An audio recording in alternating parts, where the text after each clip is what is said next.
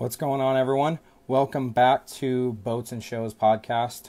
Got a really special guest for you guys today with Tom Leigh from Tommy Gun Images. Before we kind of get started with this thing, I'm going to really quick add it to some pages, and then we'll just kick it right off. So hope you guys will enjoy this one. I'm pretty excited to do it. Let's see. And sorry, just navigating around the computer here for a minute. So last week's show, the last 2 weeks, we've had Leigh from Boost Power On. I hope you guys have watched those ones and enjoyed those ones. Those were pretty cool shows to put on. And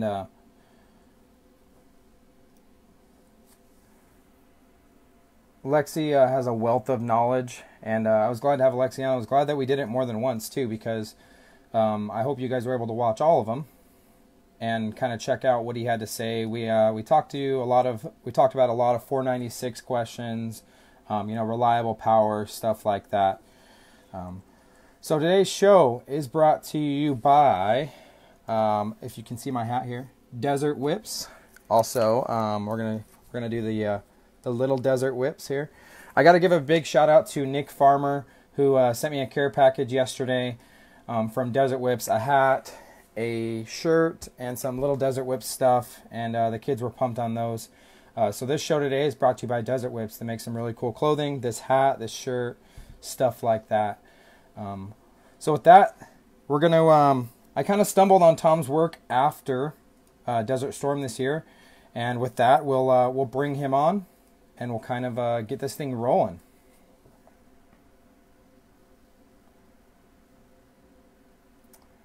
Hey, there we go.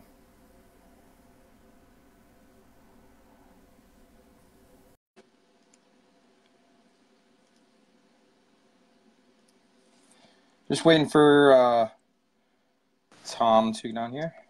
What's going on, buddy? Okay. How are you, man? Good. How are you? I'm doing well, thanks. I'm just finishing adding this to a few pages here, and then we'll get this thing kicked off. So right on. Trying to. Tom gave me a wealth of pages to add it to. I'm guessing that's all your fans and your supporters. So let's see if it's just the people that I know of in the industry. So yeah, whoever we can throw it out there to. Well, all right, man. I'm excited to have you on today. In the intro, I kind of said, I stumbled upon your work at after Desert Storm, actually. And I always like talking to photographers because I know you guys kind of live an interesting life. You get to do a lot of cool stuff. And I don't think that photographers really, realize what they kind of bring to people, in your shots and, and the stuff you put together. And it's just really cool for normal people like me, to see you be a part of that and to, to get to experience that. So why don't we start this off and give us a little background, who you are, kind of about Tommy Gun Images, how long you've been doing photography for, stuff like that. Whatever you want to throw out there for the watchers and the listeners. Sure. As far as who I am, I mean, I'm just a regular guy that likes boats, just like yourself. So, I didn't start off my professional career as a photographer. I didn't go to school for it, but I've always had an interest in motorsports and boating and basically all the stuff that you see that I shoot is things that I've grown up either doing or having some sort of interest in. So over the years started as a hobby, and by I don't know the way life goes, I just ended up in a place where I was able to give a run at it, and it's been kind of a fun ride. I've been doing it, I guess, professionally for about 5 years now. So, now, what did you do before? What did you do before photography? I've been lucky to do a lot of different things. Honestly, when I was in school, I was going to school down in Tucson for business, and I got. I used to work at Circuit City when I was in college just to pay the bills, but it kind of got me got my feet wet with sales, and from there I decided to pursue sales in something that I was more interested in. So I went into the motorcycle business and spent some years selling motorcycles, and then kind of worked my way into management and a couple dealerships, and that really, that was a great introduction to just what dealing with people and dealing with the public and just understanding a little bit of business, not a lot, but just one side of the business, I would say. And so that was a valuable learning period. I went on from there and did some home security, did a home security business for a while, and I've done a lot of different things, but a lot of it sales based. Went on from alarm systems to like the furthest thing away from alarm systems, and was actually a personal assistant to one of the founders of CrossFit, believe it or not, and did that for a couple of years. And then after that, I really just I didn't know which way I was going to go, and I thought about going back into sales. I looked into doing mortgages, and had a job lined up with that, and I thought, you know what, I'm just going to take a summer and think about it. And photography had always been something that that had been a hobby, and like I said, something in the back of my mind, and kind of gave me a reason to go to certain events, races, and boating events and things like that. And I hit up River Dave one time. If you guys know riverdaves.com, I had been on there pretty much almost from the start. Was on hotboat.com before that as a lurker. Just watched all the madness that went on there. So I knew these people through the internet, which is at the time was kind of a weird thing. It was not something that I led with, on dates and things like that. But it was a good group of people. So I reached out to Dave one time, and I said, you ever want somebody to just come take pictures at one of these events? Let me know, and I'd be interested in doing that. I'd just come out and just for fun. If if I got a floor to sleep on or something, I'll come do it. And he's like, "What are you doing this weekend?" Said, nothing. It was my birthday weekend. I think it was 2012 or something like that. And he's like, "Well, there's some drag boat races and there's a boat show and stuff here in Parker. Like, come out." So I went out and shot some pictures with him and did that a few times. And like I say, after the thing with CrossFit kind of dwindled down, and I was looking for the next thing, I thought, I'm just going to take a summer and just go relax and kind of really figure out what I want to do instead of jumping right into something else.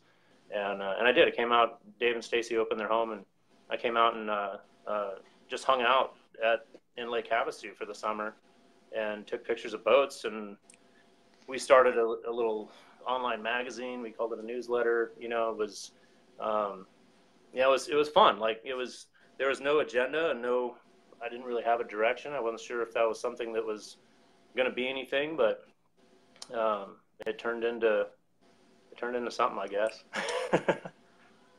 Now I kind of have a few takeaways. Okay, so first of all, you didn't go to U of A, did you?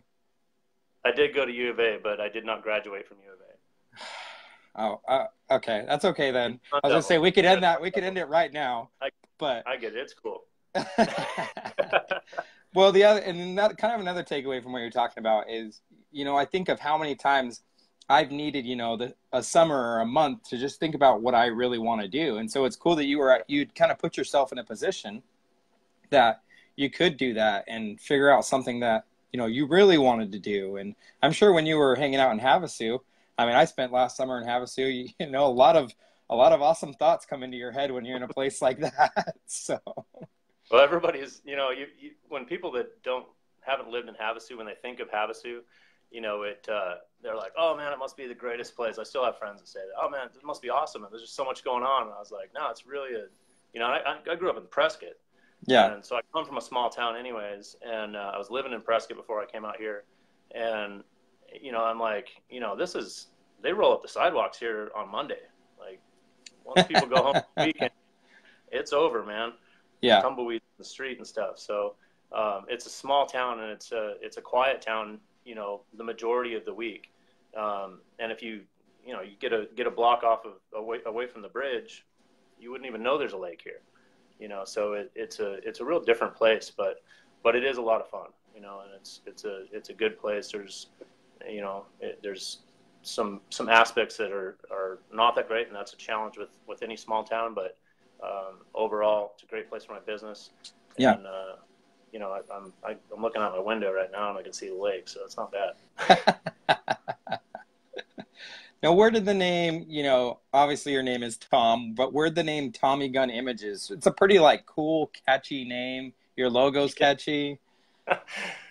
You know, it doesn't really come from much of anything other than just sitting there going, what am I going to call this thing? I just, you know, and I have the domain, my own name as a domain name. But it just, you know, it's like, I don't know. I just wanted something that was a little different, something catchy. And I just had the picture of this little, you know, zoot suit gangster in the back of my mind holding the camera for some reason. That became my logo. But yeah, it was just, I wish I had a better story, but it was just kind of you know, thinking of different things. And when I came up with it, I was in the garage with River Dave and sitting at my computer, like doing some editing or whatever I was doing, and I came up with it, and he was totally against it. He was like, that's just, you got to do something better than that. And I liked it. So I was like, well, I'm going to keep it. So I did. So. It's cool. It's catchy. Like, that's how I noticed you. You know, I think get a lot of people calling me Mr. Gunn because they think that's so, but it's Tom Leigh. So people call me Tom Leigh because it's spelled different, but it's actually Tom Leigh. Or Tom. I chose Tommy because like my family and friends growing up, that's what I was known by, and so that was an easy one. So what keeps you busy with Tommy Gun Images, Tommy Gun Photography? You know, what do you do on a daily basis, on a weekly basis, you know, a month out from now? What keeps you busy? Well, there's a lot of aspects to the photography business. I mean, you go into it thinking that like you're gonna go out and change the whole business, and you're gonna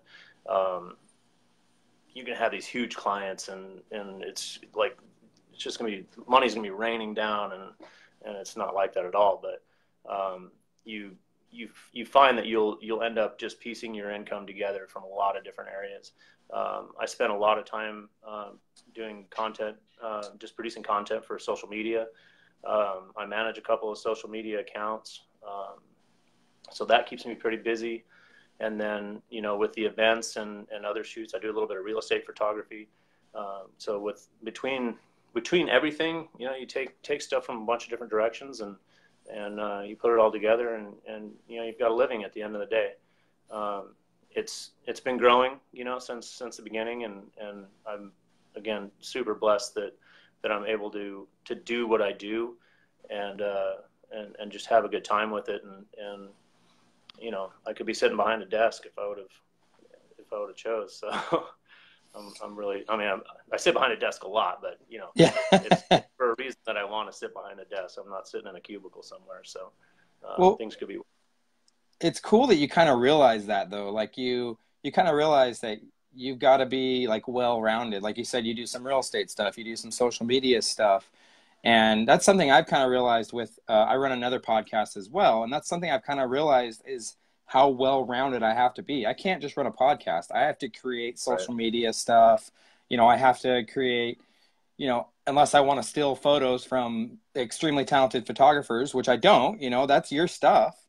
I've got to create, but I've got to create kind of my own content. And it's cool that you've kind of found your little niches, whether it be real estate, whether it be off-road or boats or whatever. You found those little niches to provide yourself, you know, an income and a living.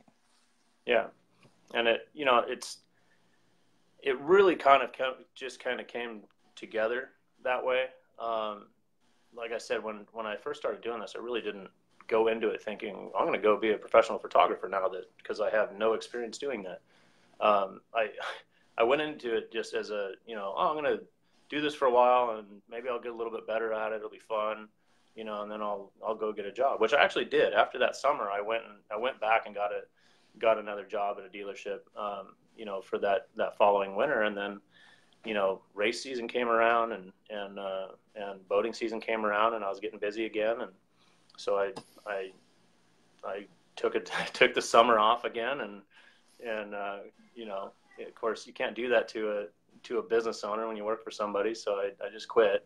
And but yeah, you know, it didn't happen as a matter of a grand plan. It just kind of came together, and you know, but you have to, if you're, you know, a lot of people come up to me and they say, oh man, you're living the life, and you know, it's just so cool what you've got going on, and it is, and you know, it's not for lack of sacrifice. You know, I'm not independently wealthy. I don't have like a bag of cash under my bed or something like that I'm just like hanging out.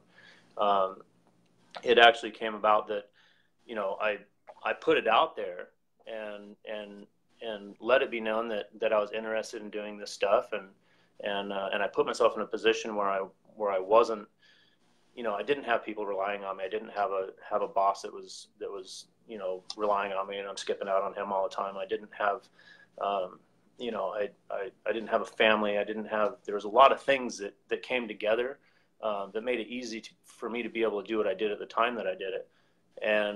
And so, you know, there's things that have to happen in order for you to do it. And that's why, you know, I really say that I'm blessed to be able to do this. And, you know, I wish I could say that I hit the ground running. I really didn't. I mean, I used to have a nice truck and all this nice stuff. And I sold a bunch of stuff, and that's how I funded it. I bought I had a nice new Tacoma, or a nice new Tundra, and I sold that truck for cash, and went out and bought a $4,500 like 97 F-250 with a 460. It cost me more money in gas than I spent on the truck. But you know, I downsized everything.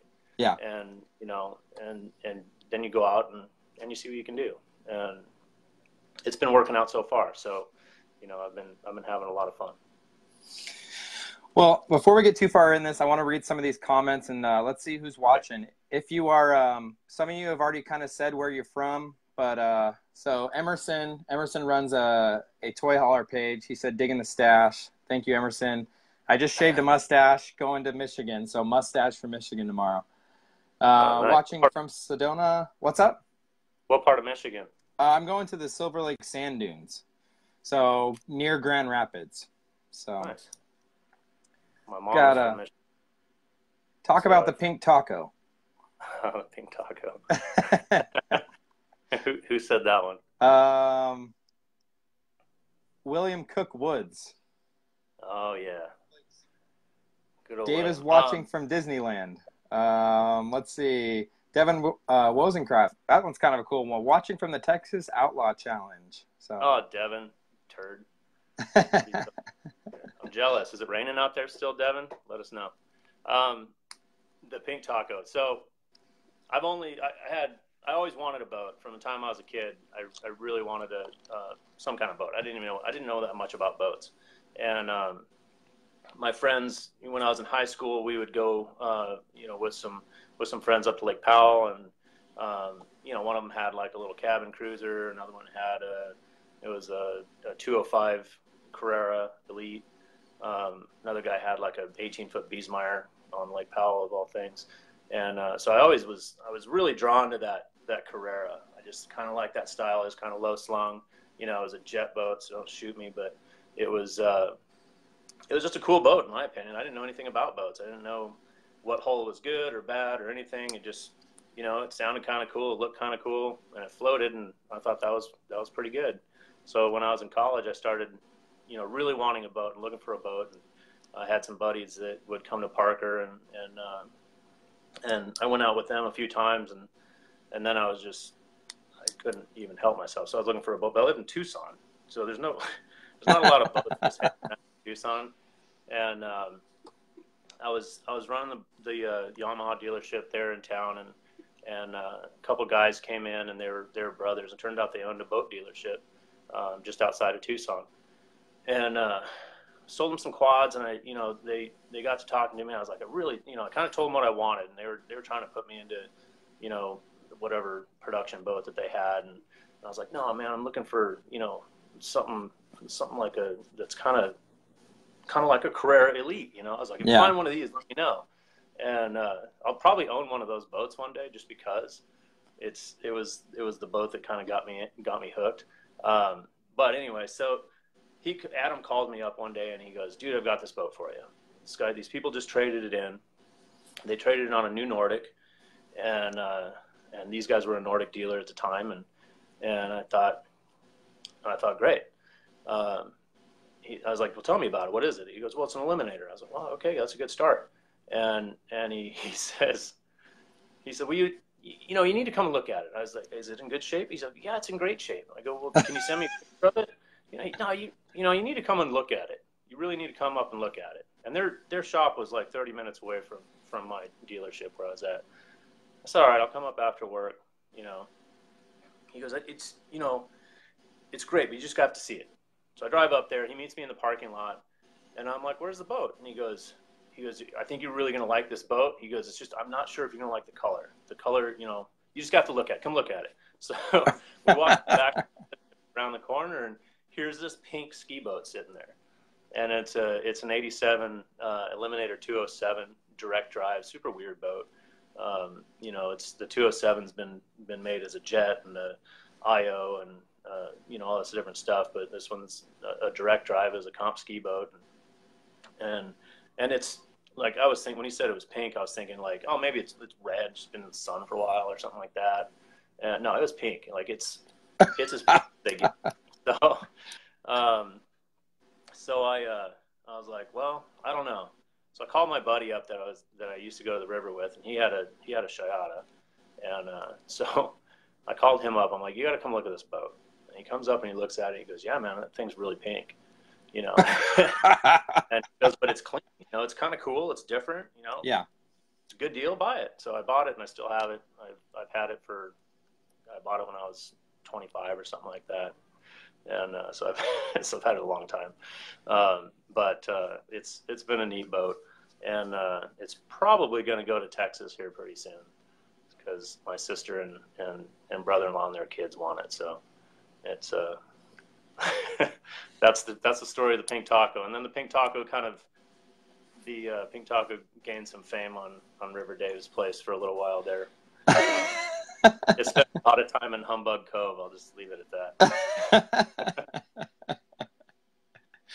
Well, I thought, that's a pretty exciting story. I have no shame, pink boat, whatever, Yeah, no, neither do I. And that's what people don't understand. When, if you're a single guy and you roll into a place like Humbug Cove, which for you Havasu people that don't know, it's Lake Pleasant, and that's the party cove. You roll into a place like that, in a pink boat, you are fishing for the exact right demographic. The dudes hate it. I mean, I'm telling you, I got everything short of beer cans thrown at me, from the guys, but girls like pink, man. I don't know. So that's the story of the Pink Taco. That's the legend of the Pink Taco. Yes. When it goes to your family in Texas, are they gonna have to rename it, or Yeah, no, they know the name of it, so they'll probably, it needs new interior, but whatever. Now, kind of a question that I was thinking about earlier. So, do you do just photography, or do you do video as well? I don't do very much video. When I was in college, me and a buddy had a little video business, and we did weddings and some local commercials and weird stuff like that. So I used to shoot a little bit of video. I was never a talented editor, and now I really, all my time is taken up with still photography, and I've been trying to learn slowly to edit video, but I'm busy enough right now with other stuff that I just haven't had a time to really sit down and learn it. And you guys have probably all seen Carter Body's Havasu Media Productions, some of his work, and so I bring him in as much as I need to, or as much as I can, really, on anything that that requires video because, you know, the kid's good at it and I'm Yeah. not. And so I'd rather just leave that to somebody that's already got that skill set. So. Now, kind of as far as the, as like the boating world goes, are you kind of the photographer, especially for Havasu stuff? No, Would you consider yourself that? I'm one of the guys. I don't know. Like, you know, there's some real talented guys here in Havasu in particular. You know, Todd Taylor does a lot of stuff for the magazines and a lot of the regattas and things like that. And he's been doing it for a long, long time. You know, there's a few other guys here in town also that are pretty talented. So I wouldn't say that I'm the guy. No, I'm one of the choices, and you know, we all kind of have our own styles, and you know, sometimes depending on what people want, you know, my style works, or sometimes Todd's works better, or you know, so that's kind of, you know, it's kind of the way that goes. That's the name of the game with photography. I mean, you pick up your style and you hope that people like it. So. No, I asked that question, and Dave says, yes, he is. And then David Nord says, Tom is the guy. So I don't know, man. I think you're lying to me. The check's in the mail, guys. Thanks. So as far as, you know, shooting boats and that stuff, you're technically a freelance photographer, right? You know, who do you shoot for? Who are some of the companies or magazines that you actually shoot for? I still shoot a lot for Dave. You know, Dave's the guy that really opened the door for me to do a lot of the things that I'm doing, you know, today, even in the off-road world. So I still shoot for Dave a lot, probably more than anybody else. Other people that I shoot for, I do some work for Speed on the Water. I usually send some stuff to them after each event. I've done some work for Speedboat Magazine. I've been in Dirt Sports Magazine for some of the off-road stuff. A lot of stuff on Race Desert, Mad Media, you know, for the Mint 400 and UTV World Championships and a couple other projects that they've had.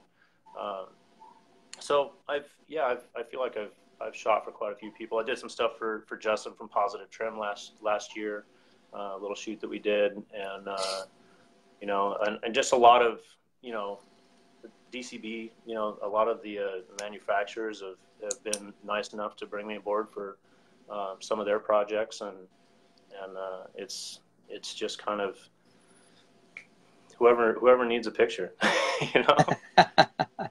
What do you think you enjoy more? Do you enjoy doing the off-road stuff? You know, Dave just said Mills Motorsports. I know you kind of run a chunk of their program. Do you enjoy doing the off-road stuff, like with the Martellis, like you mentioned, Mad Media, or do you like doing the boating stuff better? I really can't. I wouldn't be able to put a finger on which one I like doing better. You know, one of the things that I'm fortunate is to be able to be in two different industries where, you know, I can shift gears and you know, 2.5 weeks or 3 weeks ago, wherever it was, I was in Baja and was down there shooting the 500 for some people, and then the next week I was up at Lake Powell Challenge, or Yeah. up at the Lake Powell Fun Run, and so I love them both, and it works out really good because, you know, when you get to where you're getting burned out on one, you know, your next job is probably going to be the other one, and you know, so you really get to kind of dice back and forth. But yeah, Dave brings up the Mills Motorsports guys, and those guys are really my off-road family, and I met them at Desert Storm in 2013, and that was that was kind of a story too, I guess. You know, I grew up riding dirt bikes and racing dirt bikes, and had gone down with a motorcycle team a couple times for the Baja 1000, and I was looking at after I was out here that first summer, I was looking for a reason to go to Baja. I just wanted to go down there and shoot it. I'd never been down there to shoot it before. You know, I loved it when I went down there, and so I wanted a reason to go, but I didn't want to go by myself. I reached out to a couple other photographer friends, asked them if they wanted to go, and they really weren't interested.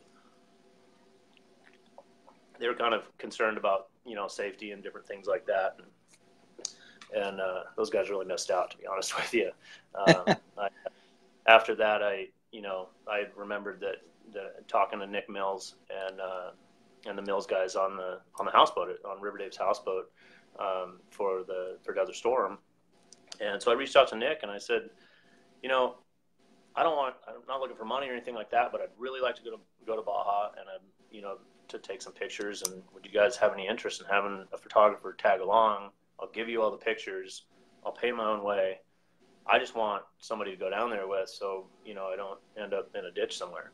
And he's like, well, yeah, let me talk to my guy. So his team manager called me and made sure I wasn't going to get him killed in Mexico. and he's like, yeah, come on down. So shot that for those guys and did the 1,000. Did an article out of it, put it on a couple of websites, and after that they invited me back for the 500 later that following year, and did the 500 with them. And then they asked if I wanted to be their staff guy, and I was, of course I didn't turn that down. Yeah. And, yeah, I've been shooting with those guys for going on 5 years now. So. Well, and it's cool. Like when I first kind of stumbled on your work, and then I saw you did off-road stuff too, and so I thought, this guy's got to have you've got similar interests as me. I've my other podcast is a Dune and Dirt podcast, and then I'm doing the boat thing. And so, I thought it's kind of cool because I really feel, I know way more about the off-road stuff than I do the boating world. And so I really feel though that those two industries, they mesh together so well. And the fact that you met, a group of off-road guys at Desert Storm is pretty crazy. And now you're working with them. So it's a really cool crossover between both industries. Like you said, you can be in Baja one week and then you're at Lake Powell the next week. So yeah. And it's a lot of the same people that are that you find here at the river on the weekend, and then it's the same people at the dunes in the wintertime. You got to have something to do in the wintertime, and in the summer too. Like if you like going to the desert, it's a bummer out in the desert right now. Yeah. Yeah. So, but the lake's nice. So yeah, they really cross over real nice, and it's a lot of the same people, a lot of the same, it's a real family oriented thing, and it's just fun. Like people are just out, enjoying themselves and getting out in the outdoors and having a good time with their friends and family. So it really goes hand in hand, and the race world is the same thing. You look at a lot of the poker run, type of scenarios and stuff like that. Real similar, a little more, a little more casual, but real similar situation to what you'd find at the desert races. You go to the desert race, everybody's camped out, they're sitting around the fire, having a couple beers, and they're just having a good time. So, yeah. And, while we're kind of on the subject of like events and stuff like that, one of the questions, and we talked about it last week with Alexi, and you brought it up to me earlier today when we were kind of talking about topics for tonight, is Alexi talked about, doing some shoots for Speedboat Magazine or Speed on the Water or whoever, and getting chased by a helicopter. Well, in this situation, you were on the other side of the helicopter, most of the time in the helicopter. What's that kind of like for a photographer? Do you enjoy it? Is it terrifying? Tell us a little about that.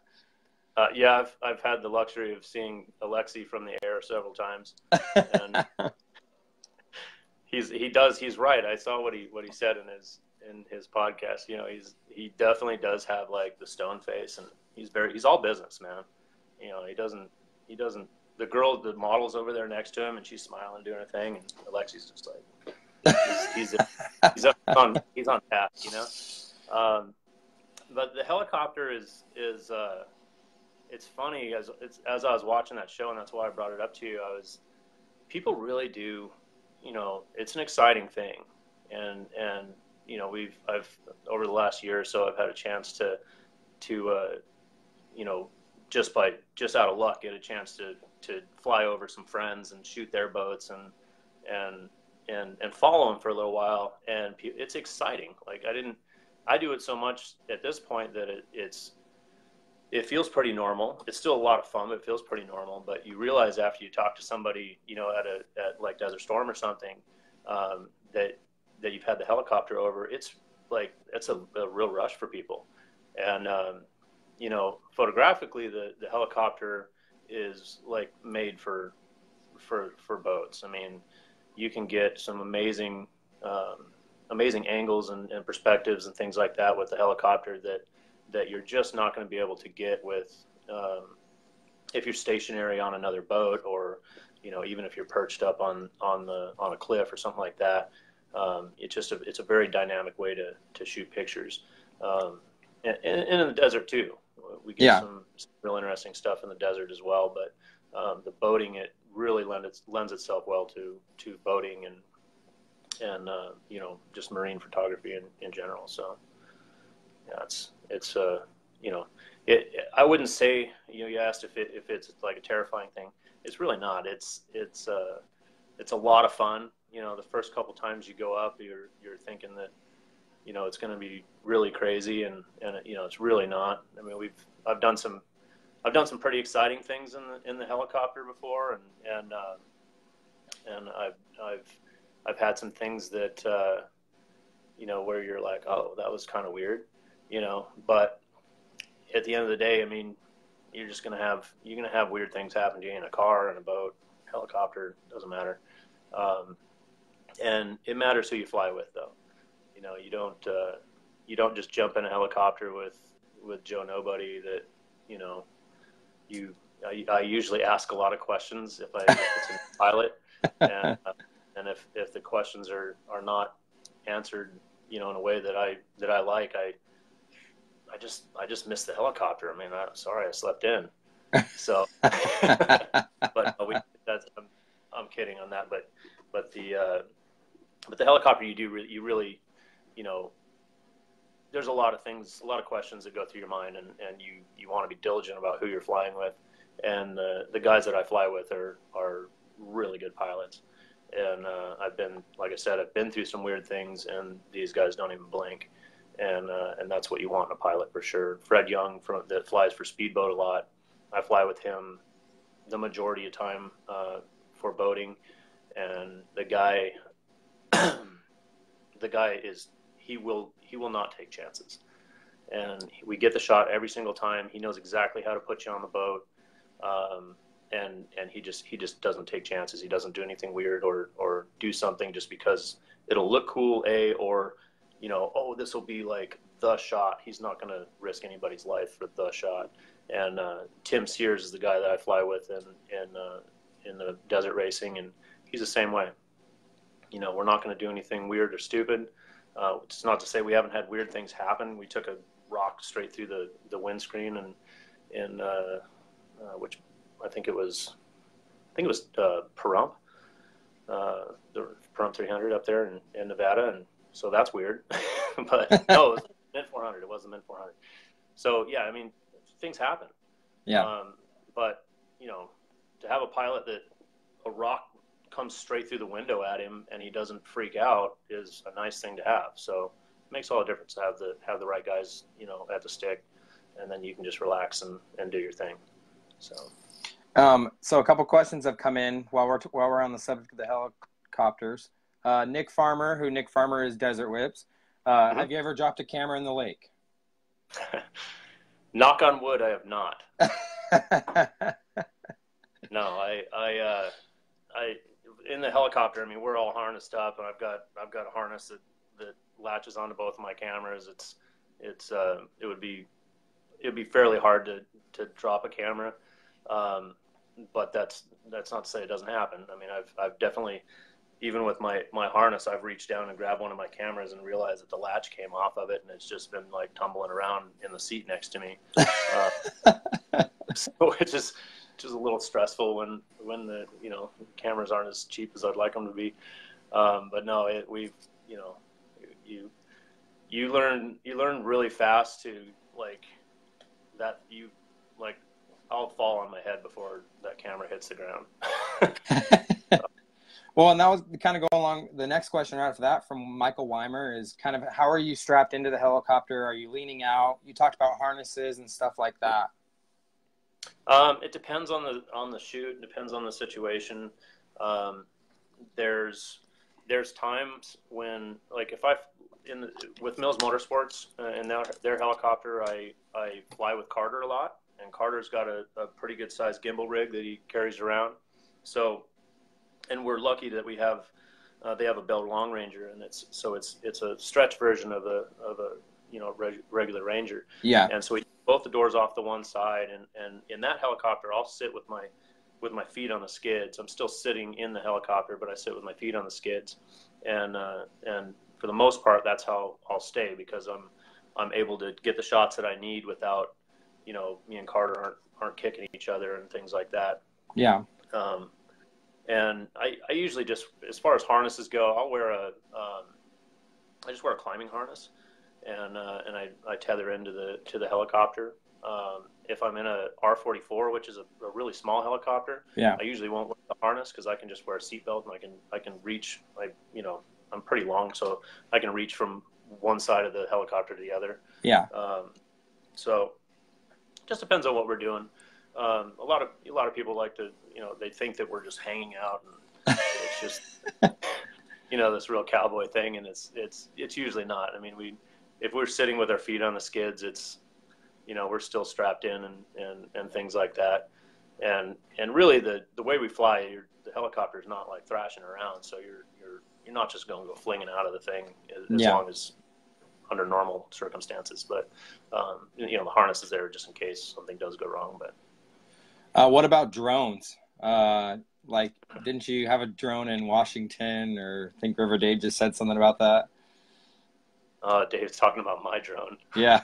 It's on the lake, Dave. It's at the bottom of the Puget Sound. I was up at the Jet Ski World Championships, or not Jet Ski World Championships, the Ski Race World Championships, the actual water skiing World Championships. And I was up there with Nordic, and I brought my drone with me to try to get some unique shots, and I did actually get some unique shots. But the second day I was out there, actually I might have the picture here. The second day I was out there, I went to fly the drone, and I got it all prepped and got the props on, and did all the little pre-flight nonsense that you got to do with the things, and I take off, and it hovers for a little while, and I was like, cool. So, and we're in Tacoma, Washington, on the Puget Sound, and the races are going on, and so there was a corner right there, and I was just gonna shoot that corner, and when I took off to go off over the water, I got about maybe 100 yards out over the water, and I just see the prop fly off, and just watch my drone hit the water. It's like 5 feet deep there, like you're not going to go swim for it. So oddly enough, though, DJI, I hit them up about it, and they said send us the flight records, and something weird happened with the prop, and they sent me a new one. So oh wow, props to DJI. Nice guys. But yeah, drones with the big helicopter, that's not cool. No. Yeah, they're I love my drone, and I love the possibilities that they open up, but they just they will take a helicopter down. And you were talking to Alexi about I don't remember whose helicopter it was, but Casey Curry, wasn't it? Oh, Casey Curry's, right? Yeah. And I was actually where I was at down there. They came by my spot probably 15 minutes before they had that drone strike, and I got into it with a guy on I don't remember, it was somewhere online. It might have been Facebook. I don't know. I didn't really get into it, but I was explaining it to him. I said, when you're flying down to Mexico, it's kind of the Wild West down there, for one. So yeah. You can do whatever you want. And I said, the other side, when he passed me, they were at 200 feet. They were fine. Later on, somebody sent me a video, and that guy was actually flying like 20 feet off the deck over some people. But the drones will take a helicopter out. That's so crazy. Yeah. And when I was on my way out, I saw Curry's helicopter sitting there on a trailer, and some people will actually transport helicopters on a trailer. So I just thought, well, they must be transporting. Yeah. It wasn't until I got back to Ensenada and looked it up, and I was like, oh, a little scary. Yeah. Yeah, you don't see those things coming, and they will they'll take you down.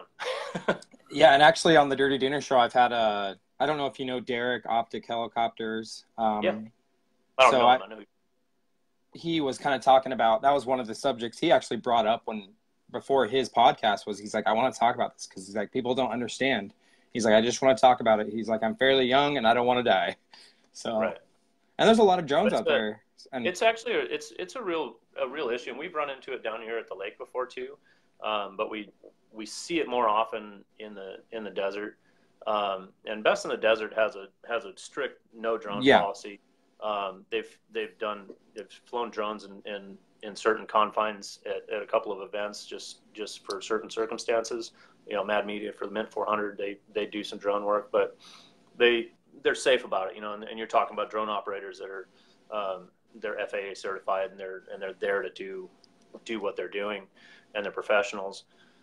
But you'll be flying along in the desert and you know, you can fly a drone 1,000 feet no problem.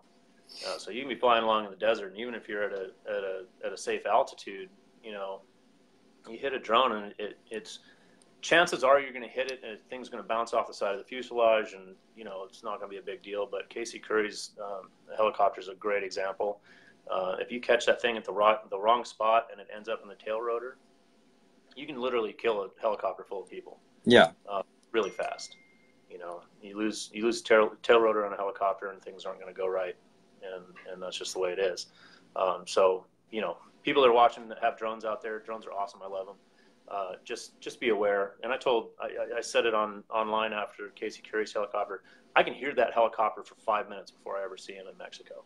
Yeah. Like if you're paying attention, you can hear those guys coming. So it's real simple. Just you're not going to get the shot you think you're going to get.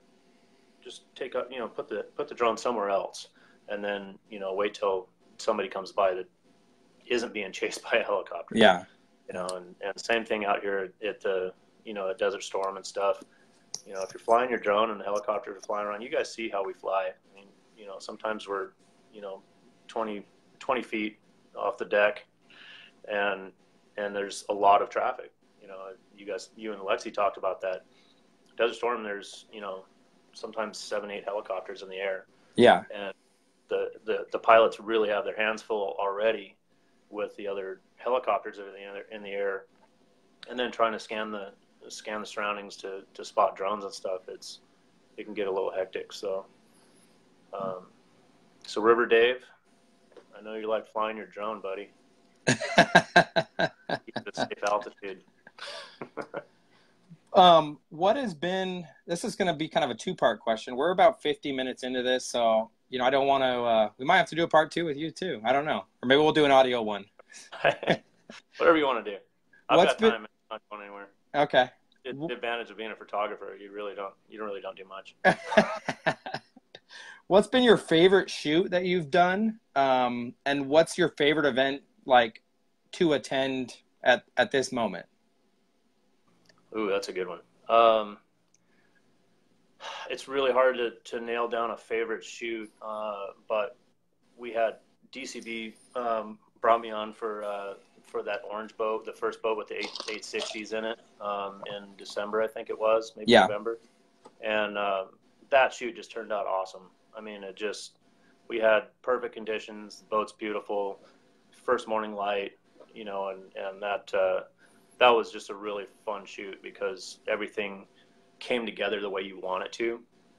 And it's a lot easier to enjoy what you're doing when just, those variables align, to give you that perfectly smooth water, and, the boat's the right color and the sky's the right color, and, it came together really nice. It's like warm fuzzies. Everything works out. Really, yeah. The whole time you're just like, oh, this is what I do this for. So that was a really good shoot. I've had some really, really fun shoots with Mills Motorsports down in Mexico, where just the entire thing is just amazing. The year 2014, it was a point-to-point race, and just had got to see the entire peninsula, which is awesome. But we also had literally the wheels fell off the truck right from the start, and all we had to do is finish, and in this truck to get a championship.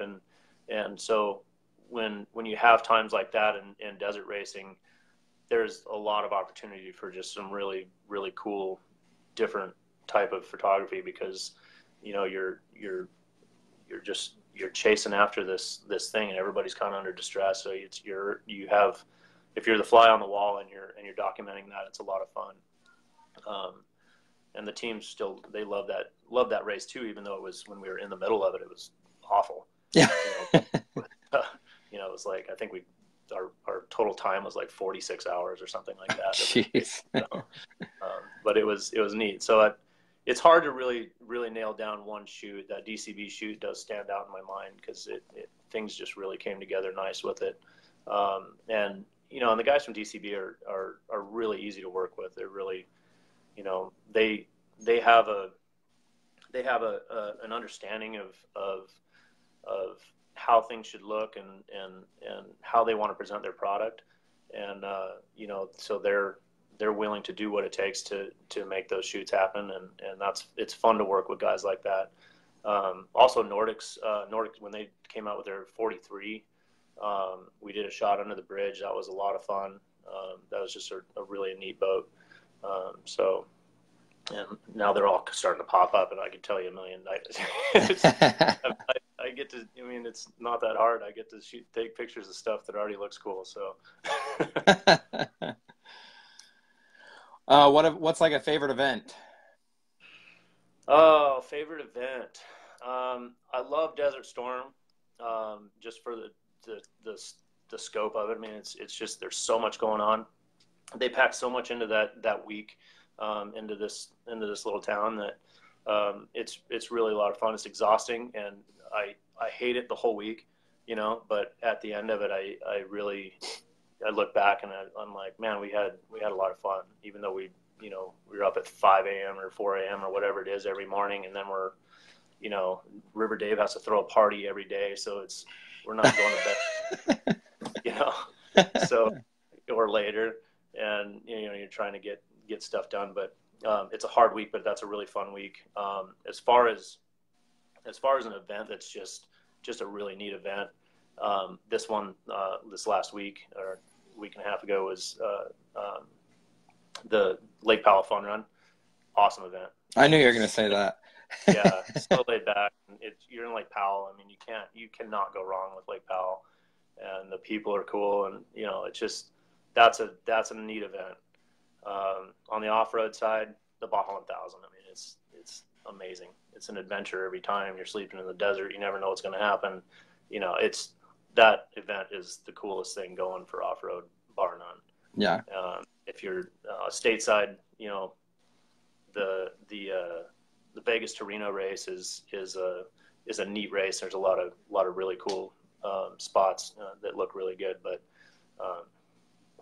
Baja's the deal. The beauty of Baja, you know, it's something really people always. I've been talking a lot to Jim Riley lately, and Mm-hmm. he keeps on saying, dude, he's like, if you've never been, you just got to get down here. Yeah. He's like, doesn't matter if it's for a day or 6 hours. He's like, you just got to experience it. Yeah, you won't understand it until you go down there. You know, it's straight up a third world country, but the people are great. It really is. I mean, that's the way Mexico is. But and I'm not downplaying it. It's just it's the Wild West down there. But the people are amazing. You know, they will reach out to you and help you out. I mean, I've been down there and been camping in my van on my spot where I was going to shoot the race, and had people come over and, you know, offer me a drink or offer me water, or, you know, they've offered me dinner before. Like, the people down there are just cool. Yeah. And they, you know, there's definitely some bad seeds down there, just like you have anywhere. But, you know, it's just really, really pretty neat when you go down there and you get to experience that, particularly for that race, because the locals are so excited about it and they're really passionate about it. Yeah. So yeah, by far, if you're a race fan or a desert race fan and you haven't experienced Baja, you're really missing the ball. I mean, you gotta go. It's on my list. It's on my list for the next year. So go have a taco. Henry Greenberg asked, and this was a question you kind of brought up earlier, is what photographers inspire you, or whose work do you watch? Yeah, that's actually Henry's one of the guys that I watch. Henry, I mentioned earlier that that in college that I had a little video project with a buddy of mine. That was Henry, and that guy's got talent. Just, I mean, he can put a camera down and never touch one for a decade, and he'll run circles around me every single time. He's amazing. He really knows his way around lighting and understands what's pleasing to the eye. The guy's really good. But other guys, in the automotive world, if you guys are into, the tuner world or anything automotive, really, Larry Chen that guy's a rock star. Yeah. He's he's up there at Pikes Peak right now, and every day he comes out with stuff, and I'm just like that. He comes up with stuff every day that I'm like, I would wait 10 years to take that shot. He's really, really good. I grew up on motocross magazines, so old school guys like Simon Cudby and Frank Hoppen. Cudby, man, Cudby's still killing it though. Still is, yeah. That guy's just, he's just amazing. He's really, really good at his job. Now he's doing a lot of adventure stuff, which is kind of cool to watch too. So yeah, those guys have been an influence for sure. Garth Milan, also really talented guy, comes up with some stuff with lighting that's, doing strobes and stuff with motocross. That's just next level. It's awesome. And some guys that I work with, Jason Zendrowski, he does high rev photo. The guy's real talented. Art Eugenio, just worked in Baja with him. Super talented guy. Another guy by the name of Dick Gray, that does a lot of stuff for Monster. He's one of these guys that just picked up a camera at random, just for fun, and he's just really good at it for no reason. And so, he's a good guy and fun guys to watch. Those are guys that I see on a regular basis that enjoy their stuff quite a bit. So there's probably a million more outside of my industry that I could talk about, but yeah, there's just some really talented people out there, and it's neat to. Social media is cool because all that stuff is so accessible now. Yeah. You wouldn't learn about a photographer unless you picked up a magazine or found a book with them or something like that back in the day. And now all you have to do is scroll through your phone, and you'll find people that have amazing talent, and it's really a neat time, for that kind of work. And there was a time when photography was, people were really looking at it and saying, oh, photography's dead. It's dying, dead. Yeah. Yeah. Print magazines are going out, and people aren't reading books and things like that. But yeah, there's more photography available to people at this point than there ever has been. Yeah. And the amount of talent that's out there is just amazing. So the internet does make things, difficult at times, from a professional standpoint, but photography is a long ways from dead. Video is definitely a strong force and is going to continue to grow, but there's a story you can tell with a still picture that you cannot tell with a video. And there's a lot of guys out there that are very skilled in storytelling with still pictures. And so I think those people will keep the genre alive. And at least I hope. Otherwise, I need to figure out video really quick. So yeah, it's a neat time to be in photography, and the technology is amazing, and just the accessibility to to what you want to do. You can, if you want to be a photographer, you just pick up a camera and go figure it out. And maybe it'll work, maybe it won't, but that's the point. Is the journey, and actually enjoying taking pictures. If you enjoy taking pictures, then it doesn't matter if you get paid for it. You're winning either way. Yeah. So. And I like that. I don't think I've really ever heard that, like telling a story with a still picture. That's a pretty amazing analogy, because I for one, I'm really drawn to stills rather than video. Maybe I just don't have the attention span for a video, but for instance, like some of your work I've seen, and I've been scrolling through something like, oh, that picture totally like tells a story. You're talking about the orange DCB boat earlier, and I remember a few weeks back I saw one of those pictures. I can't remember if it was on Instagram or Facebook, and I just sat there and I stared at it, and like it really does. You tell the story of how that day was and how it was in the morning, first light. And now I can think back in that picture in my head and think, yeah, that's what that picture, that's what it tells you. Yeah, there's a commercial photographer that's well, he's really big now. His name's Chase Jarvis, and he has a podcast. Real successful guy, and he talks about that. He just talks about stopping power. If an image is strong, it has stopping power, and that's what you look for as a photographer, or I do. I want to find that image that people will stop and look at, and and take a second with it, because I mean I do it too. I'd scroll through my news feed like I've got calluses on my thumb from scrolling through so fast, Yeah. But there's certain times, and I'll come to something, and I'll stop, and I'm like, wow, that's really good. Yeah. And and that's to be able to make somebody feel something with a picture is, I think, the ultimate goal. Yeah. And the majority of the time we miss it. And that's the truth. There's a lot of guys that are really good at it that their percentages are better, but I know for myself, a lot of the time that I take a picture with intent, I will miss that picture, and it's frustrating. But then you have that whatever small percentage it is of time, and you'll nail it, and you'll know you got it, and it's really cool to have people come to you and say, oh man, that picture was amazing, or have the people, in particular, I do a lot of events, so the people that are in the boat, if they get excited about it, that's a lot of fun. If you can make somebody feel something, that's whether you're a writer or a videographer, a photographer, an artist, whatever it is, it's a different feeling when you make somebody feel something. Yeah. There's a big difference between just saying, hey, here's a car or a boat or a dirt bike or whatever it is, and having somebody stop and look at the thing and build a narrative in their head over it.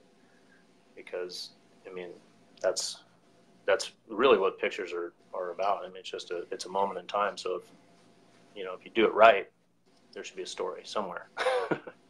And that's one thing I've kind of learned too. Like just even taking pictures of we have young kids, and just like capturing the moments with them doing something that we love, whether it's riding their quad or playing in the sand at the dunes or jumping in the lake. Like you get those perfect pictures of our kids, and I'll forever scroll through my phone and stop at that one and say, man, that was a good picture, because I can remember that day 100%. I knew exactly what she was doing 10 seconds before that and after that, and an hour later. It's just the emotion that you're kind of talking about. It's just crazy. Yeah, it makes you feel something.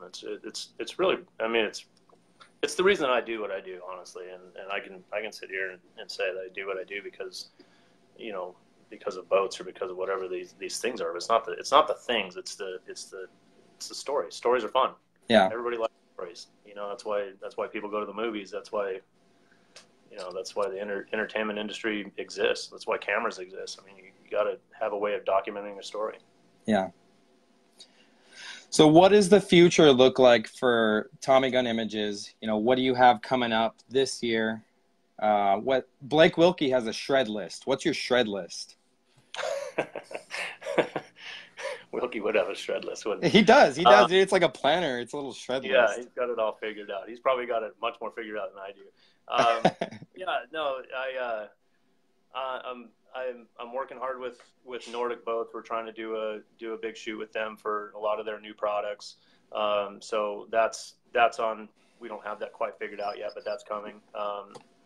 Other things that are coming up, hoping to make it to the Baja 1000 again this fall. Already booked to go to the Lake Powell Challenge. It sounds like I may be going to Lotto this year, which would be super cool. I haven't been out there yet. So just I mean, kind of taking it a day at a time, but at the same time, I've got some cool things coming up as well. And, other than that, on my downtime, I just try to hone what I do and get a little bit better at what I'm doing and understand my process and my business a little bit better. One other thing I'm doing is the Copper State 1000. They have a Copper State Overland, which is like a road rally, only it's all on Jeep roads and stuff like that, and it's old Land Cruisers and Range Rovers and things like that. So that's going to be a fun thing. That's coming up in October. So I got a few things coming up. This time of year usually kind of mellows a little bit because it's really hot. Excuse me, really hot here in Kalamazoo, and the desert racing doesn't start until the end of August. So this is the time that I just kind of regroup and work on side projects and things like that. But a lot of stuff coming up towards the end of the year for sure. I got to call out Alexi. Alexi, you're late. You're getting on talking about the helicopter bull crap. And we went over that 30 minutes ago, dude. See how he likes helicopters. Alexi, my friend, you're so original. It's better late than never, though, I guess, Yeah, thanks for joining in for the last 5 minutes, Alexi. Really appreciate it. Dave, this is the last question. Dave said, talk to you about your riding. That's on your shred list. That is on my shred list, yes. I used to do a little bit of writing for Dave and just recaps on events and things like that. Or, when we did the newsletter, his old newsletter, he's got a new one now, but when we did his old newsletter, it was a lot of stories on feature boats and some interesting characters, the Games brothers and in the Cracker Box world, doing stories like that. So I'd like to get back into doing a little bit of that and, telling some stories that don't always get told and on the boating side and just doing a little bit more blogging and things like that. I enjoy writing. I don't always take the time to do it. So I'm trying to get to a place where I have a reason to do it on a regular basis and really buckle down and do that. And again, it just comes into being able to tell stories with photographs. I really enjoy photojournalism. That's the style of photography that I like the most. And being able to write an article and throw your pictures in there to assist with the story is just a lot of fun. So, it's kind of funny that, Dave brought that up because that's something I guarantee I'm, 15 levels below you with my writing, but I really enjoy writing too. And as I've done a podcast, it's way easier for me to pull a microphone in front of my mouth and just talk to it rather than write. But I really, really enjoy writing too. And, I'm looking forward. Dave just said you're getting back on RDP and writing. So I'm really looking forward to seeing what you're going to do with him. So. Okay. Oh, Dave's scheduling lunch. We've got meetings now. Hey, Dave, we're supposed to meet up 4th of July week. So why don't you schedule something with me? So. Yeah. See? Well, when are you gonna interview River Dave on here? That's what I want to know. We're gonna do it in a few weeks. As a family, we're spending like June 30th to the 9th in Havasu with some good friends, and so maybe me and you will have to get together then too. But me and Dave are gonna sit down, kind of trying to decide what we're gonna do as far as a live show, and then maybe do a regular podcast as well. So cool. So you'll have fun with it. Dave has plenty to say, if anything else. Well, man, I really appreciate you. Dave just called you out too. He called me. Just got called out. I guess he owes Dave an article now. There's all kinds of articles. Dave's getting a lot of work out of this. What I was saying, man, is I really appreciate you coming on. Thank you for having I hope me. you enjoyed it. I wanted to hear your story more than anything. And, it was just a bonus that people actually tune in and comment. If you guys do have any questions, especially for Tom, not so much for me, I'm not going to answer them, but for Tom, if you have questions for him, leave them in the comments and, maybe he can get back on and answer some of them. If we didn't answer your questions throughout the show, it's not because we don't like you. They go away so fast and I'll just have to look back through them. You'll have to look back through them. But I'll go search them. I'm seeing a couple of Damien's in there. It's one of my best friends. So Yeah. There's some. I'll have to go through and check it out. Well, thanks for coming on, man. I hope you have a good weekend and be safe in the next couple weeks at events and stuff like that. So. Yeah, thank you. Thank you for having me on, and look forward to seeing more of your podcasts. Absolutely, and we'll have to sit down and do an audio one for you. That's what's cool about doing this show too. Was every person I've had on, I could do a part 2 with. So, nice. And you're the same. So. Hit me up after regatta season in the fall. I'll probably have some stories then. Cool. Right on. Cool. All right, Thanks, man. Appreciate it.